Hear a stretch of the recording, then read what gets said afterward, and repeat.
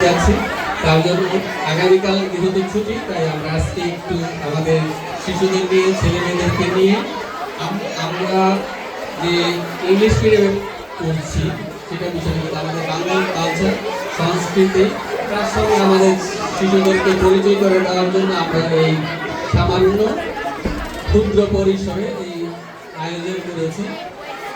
আপনাদের সকলের সহযোগিতা এবং সহভাগিতার মধ্য দিয়ে আমরা এই অনুষ্ঠানটাকে সার্থক এবং সুন্দর করতে চাই।